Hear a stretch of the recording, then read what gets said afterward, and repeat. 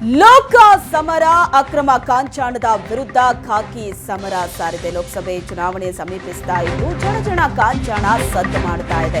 ಈ ನಿಟ್ಟಿನಲ್ಲಿ ಖಾಕಿ ಕೂಡ ಅಲರ್ಟ್ ಆಗಿದೆ. ಚಿಕ್ಕಮಗಳೂರಿನಲ್ಲಿ ದಾಖಲೆ ಇಲ್ಲದ 20 ಲಕ್ಷ ಹಣವನ್ನ ಪೊಲೀಸರು ಸೀಸ್ ಮಾಡಿದ್ದಾರೆ. ಕಡೂರು ತಾಲೂಕಿನ ಚೌಡಿಪಾಳ್ಯ ಚೆಕ್ ಪೋಸ್ಟ್ನಲ್ಲಿ ಲಾಕ್ ಆಗಿದೆ. ಮಾರುತಿ ಓಮ್ನಿ ಕಾರಲ್ಲಿ ಸಾಗಿಸ್ತಾ ಇದ್ದಂತಹ ಈ ಹಣವನ್ನ ಪೊಲೀಸರು ವಶಕ್ಕೆ ಪಡೆದಿದ್ದಾರೆ. ಕಡೂರು ತಾಲೂಕಿನಿಂದ ಅರಸೀಕೆರೆಗೆ ಈ ಹಣವನ್ನ ರವಾನೆ ಮಾಡಲಾಗ್ತಾ ಇತ್ತು. ಸೂಕ್ತ ದಾಖಲೆ ನೀಡದ ಹಿನ್ನೆಲೆ ಪೊಲೀಸರು ಹಣವನ್ನ ವಶಕ್ಕೆ ಪಡೆದಿದ್ದಾರೆ. ಕಡೂರು ತಾಲೂಕಿನಿಂದ ಅರಸೀಕೆರೆಗೆ ಸಾಗಿಸ್ತಾ ಇದ್ದಂತಹ ಹಣ ಓಮಿನಿ ಕಾರನ್ನ ತಪಾಸಣೆ ಮಾಡೋ ವೇಳೆ ಹಣ ಸಿಕ್ಕಿಬಿದ್ದಿದೆ. ಯಾವುದೇ ಸೂಕ್ತ ದಾಖಲೆ ನೀಡದ ಹಿನ್ನೆಲೆ ಹಣವನ್ನ ಪೊಲೀಸರು ಸೀಸ್ ಮಾಡಿದ್ದಾರೆ. ಕಡೂರು ತಾಲೂಕಿನ ಚೌಡಿಪಾಳ್ಯ ಚೆಕ್ ಪೋಸ್ಟ್ನಲ್ಲಿ ತಪಾಸಣೆಯ ವೇಳೆ ಹಣವನ್ನ ಸೀಸ್ ಮಾಡಲಾಗಿದೆ. ಲೋಕಸಭೆ ಚುನಾವಣೆ ಸಮೀಪಿಸ್ತಾ ಇದ್ದು ಪ್ರತಿದಿನ ಲಕ್ಷ ಹಣ ಪೊಲೀಸರು ಸೀಸ್ ಮಾಡ್ತಾ ಇದ್ದಾರೆ. ಚಿಕ್ಕಮಗಳೂರಿನಲ್ಲಿ ದಾಖಲೆ ಇಲ್ಲದೆ 20 ಲಕ್ಷ ಹಣವನ್ನ ಸಾಗಿಸಲಾಗ್ತಾ ಇತ್ತು. ಈ ಹಣವನ್ನ ಪೊಲೀಸರು ಸೀಸ್ ಮಾಡಿದ್ದಾರೆ.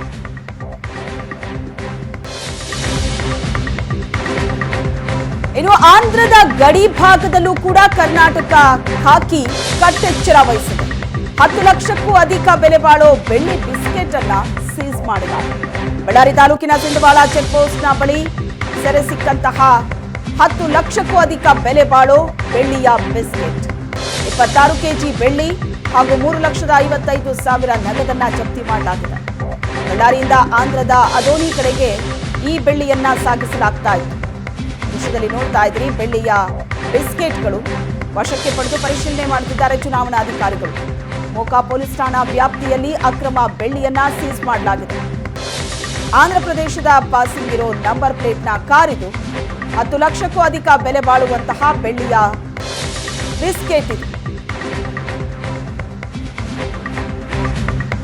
ಇನ್ನು ವಿಜಯಪುರದಲ್ಲೂ ಕೂಡ 4.5 ಲಕ್ಷ ಹಣವನ್ನ ಪೊಲೀಸರು ಜಪ್ತಿ ಮಾಡಿದ್ದಾರೆ.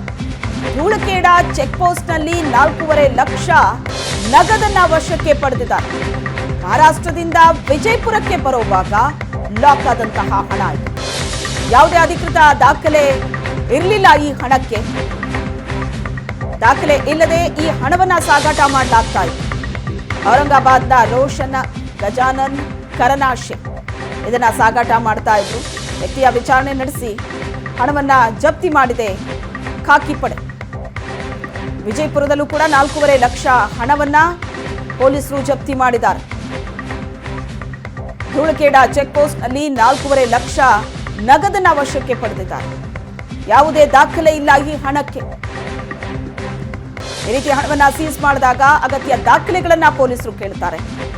ಆ ದಾಖಲೆಗಳನ್ನ ಒದಗಿಸಿಲ್ಲ ಅಂದ್ರೆ ಆ ಹಣವನ್ನ ಜಪ್ತಿ ಮಾಡಲಾಗುತ್ತೆ.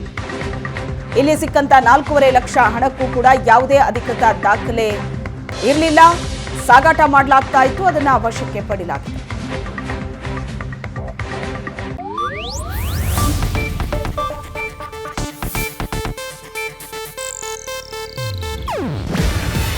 ಇದು ಏಷ್ಯಾನೆಟ್ ನ್ಯೂಸ್ ನೆಟ್ವರ್ಕ್ ಪ್ರಸ್ತುತಿ.